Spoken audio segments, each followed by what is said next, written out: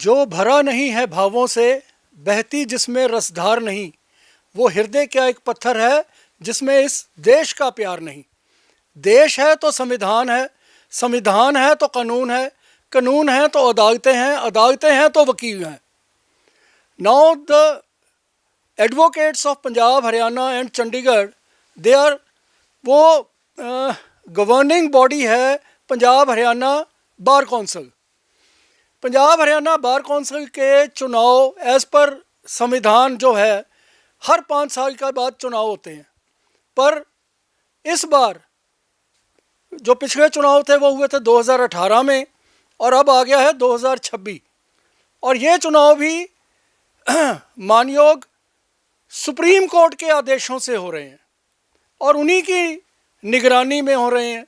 उन्हीं की high powered committee, जिसमें कि 4 हाई कोर्ट के रिटायर्ड जस्टिस हैं, led by justice retired Ranjit Singh ji, और उनके साथ 4 और जस्टिस हैं, और the RO is madam retired justice Jaskaran Thakur ji. अब ये चुनाव जो हो रहे हैं, ये इसकी प्रतिक्रिया 17 और 18 मार्च को वोटिंग होके ख़त्म होगी, उसके बाद काउंटिंग प्रोसेस होगा। पर जो मेजर इशू इन चुनाव में है वो है यंग एडवोकेट्स।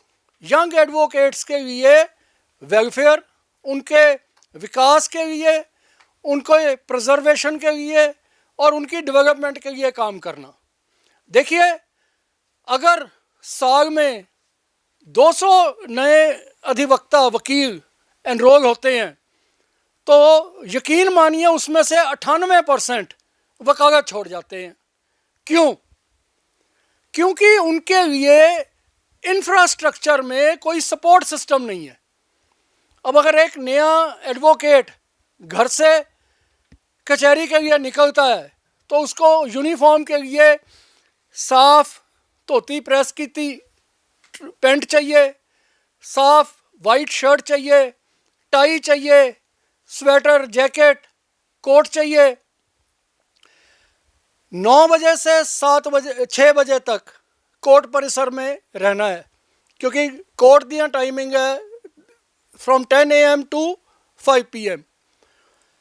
नेचुरल एक रोटी का डब्बा भी चाहिए, आने और जाने का साधन भी चाहिए, कार, मोटरसाइकिल, स्कूटर भी छोड़ो, अगर पब्लिक कन्वेंस सिस्टम भी लगा लो तो 50 रुपये रोज़ पड़ता है।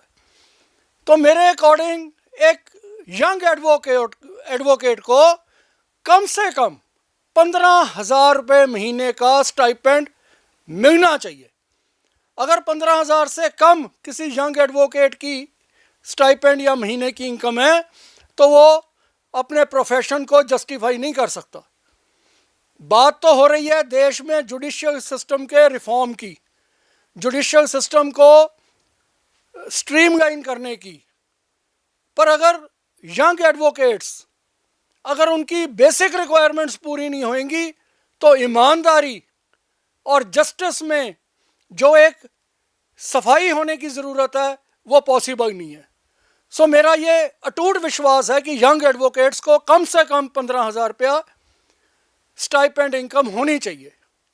देन हेल्थ और लाइफ इंश्योरेंस का मुद्दा बहुत बड़ा है। आप गौर कीजिए, भारत में केंद्र सरकार द्वारा, पंजाब में स्टेट गवर्नमेंट द्वारा कई हेल्थ इंश्योरेंस स्कीम्स लाई जा रही हैं, पर बार कौंसिल की ये एक बदकिस्मती है कि बार कौंसिल ना केंद्र सरकार से टाई अप कर रही है, ना स्टेट गवर्नमेंट से टाई अप कर रही है, और वकीलों के लिए ना हेल्थ इंश्योरेंस है ना लाइफ इंश्योरेंस है। इसके अलावा एडवोकेट्स प्रोटेक्शन एक्ट जो कि पार्लियामेंट में कई वर्षों से पास हो चुका है, उसकी इम्प्लीमेंटेशन नहीं हो रही है। आए दिन आप भी न्यूज़पेपर्स में, न्यूज़ चैनल्स पे देख रहे हैं, एडवोकेट्स में और पुलिस प्रशासन में सिंह फंस रहे हैं। प्रशासन और एडवोकेट्स के आमने सामने भिड़ंत हो रही है, जो कि नहीं होनी चाहिए। आपस में तालमेल होना चाहिए, and that is possible only if the advocates act is implemented. इसके अलावा एक और बड़ा मुद्दा है वकीलों के खिलाफ झूठी शिकायतें। अब बार कौंसिल में क्योंकि bar council is the governing body, तो वकीलों के खिलाफ झूठी शिकायतें बार कौंसिल में सबमिट की जाती हैं। उसका प्रोसेस है कि 10,000 का ड्राफ्ट यहाँ वो लगता है और वकील को समन कर लिया जाता है। सर, वकील ऐसा पेशा है जहाँ एडवोकेट खुद कोर्ट में पेश होगा तो अपने केस को लीड करेगा। अगर उसी वकील को हिसार से, यमुनानगर से, गुरदासपुर से, अमृतसर से, बठिंडे से, लुधियाना से सब काम छोड़ के बार कौंसिल में चंडीगढ़ में सारा दिन बैठना पड़ेगा तो वकालत नहीं चलेगी। And the basic fact is कि 99% कंप्लेंट्स फर्जी और झूठी होती हैं। इसका एक सिस्टम बनना चाहिए कि अगर कोई कंप्लेंट आती है तो पहले उसमें एविडेंस हो, उसमें आर्ग्यूमेंट हो, कंप्लेनेंट ये प्रूव करे कि हाँ वाकई ही उसकी कोई कंप्लेंट में कोई जेन्युइननेस है, तभी वकील को समन किया जाना चाहिए। इसके अलावा और बड़े मुद्दे हैं जो वकीलों के वेलफेयर के लिए आने वाली बार कौंसिल काम करेगी, और इसके लिए मैं एडवोकेट गुरिंदर सिंह सूद तहे दिल से प्रयत्न करूंगा।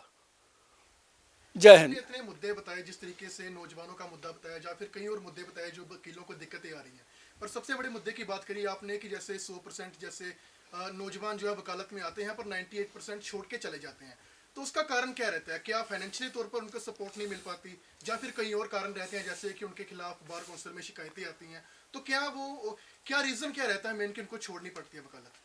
सर, बेसिक जो नए एडवोकेट्स को सरवाइव नहीं कर पा रहे वो यही है कि उनको फाइनेंशियल एड नहीं है। क्योंकि ये तो देखो ना, मैं जो डिस्कस कर रहा हूँ कि ये बेसिक नीड्स हैं कि एक यंग एडवोकेट ने जब घर से निकलना उसको यूनिफॉर्म चाहिए, साफ़ सुथरी प्रेस की हुई पैंट चाहिए, शर्ट चाहिए, टाई चाहिए, कोट चाहिए। फिर उसने 9 बजे से 6 बजे तक कोर्ट में रहना, उसको एक खाने का डिब्बा चाहिए। इंसान है सर, लंच टाइम में खाना भी खाएगा, फिर जाना है आना है, उसके लिए कोई साधन चाहिए। पब्लिक ट्रांसपोर्ट भी लगा लो तो कम से कम 50 रुपये रोज़ का खर्चा सर। और इसके अलावा सर, अगर आप गौर कीजिए, कोई जब नया एंट्रेंट आता है वकालत में, पहले बीए करता है फिर एलएलबी करता है, तो मतलब एवरेज एज है कि 22-23 साल में अगला एनरोलमेंट होती है और कचहरी में आना शुरू करता है।